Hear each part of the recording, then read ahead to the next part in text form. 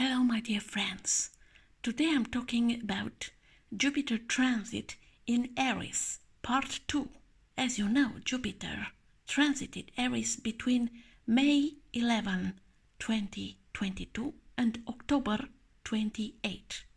Then go retrograde through Pisces and will take another flight to Aries between December 20 and May 16 next year. I told in a previous vlog what this transit represents. If you want to review what I said, you can find the link in the description of this vlog.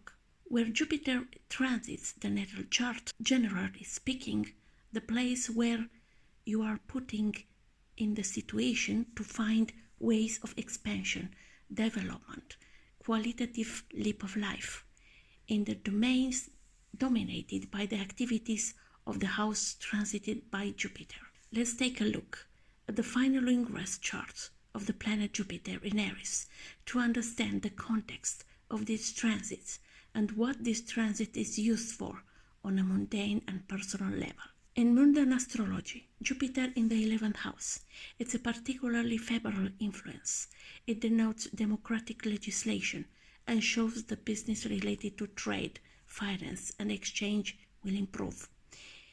If it is affected, it will bring religious and financial disputes, the depreciation of state securities, as well as a danger of obtaining a negative vote. Jupiter is strong dignity in Aries, but this can manifest in both ways, favorable or unfavorable. Aries is ruled by Mars, and Mars is in Gemini in the first house in retrograde motion.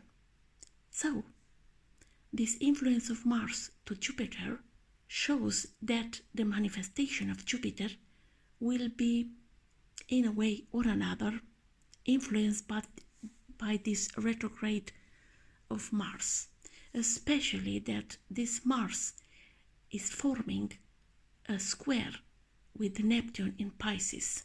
So it's a tricky situation that you need to take care of. So you don't make illusion. Don't think that everything is flying in your advantage.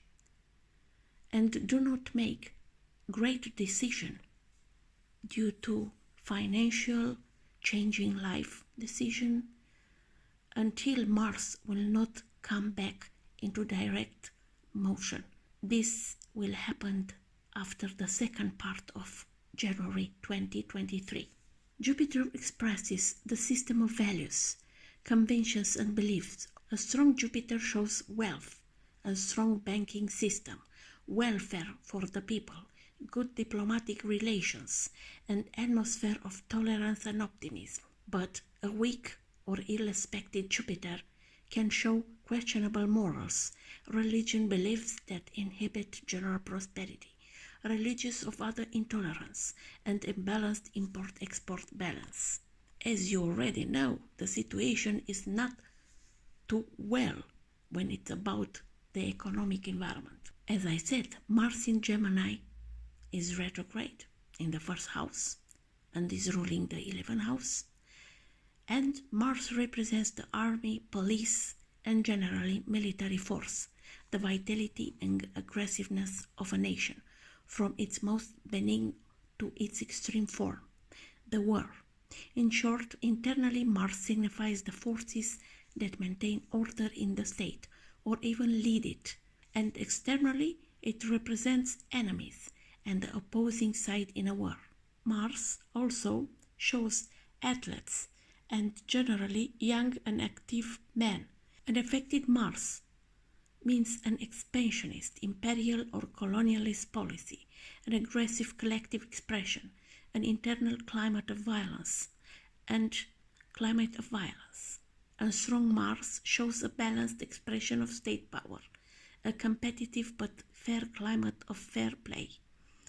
I think it's not the case now in this period. For example, between December 29 and January 13, Mars and Mercury will both be retrograde and in mixed mutual reception.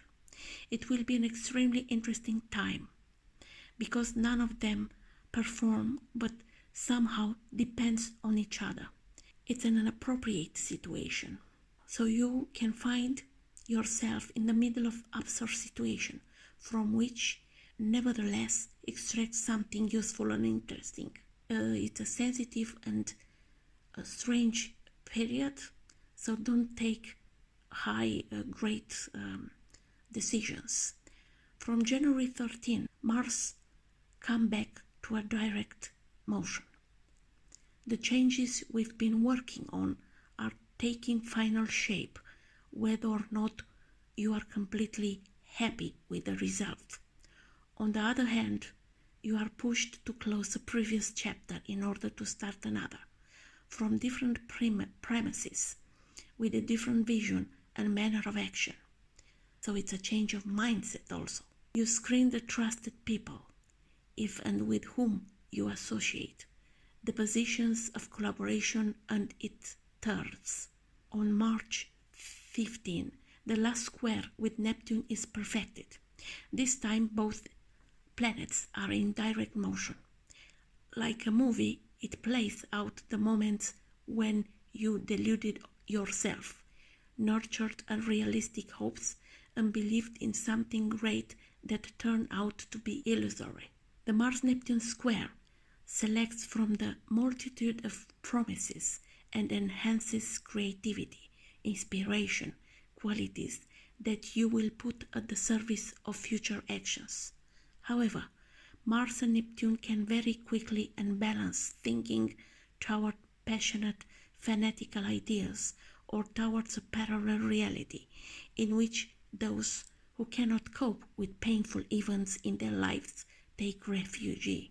The ideal situation is to harmonize vision with action, but the fragile balance unfolds under the pressure of social norms, rigid rules that leave no room for empathy. Mars ends its long journey in Gemini only on March 25, 2023.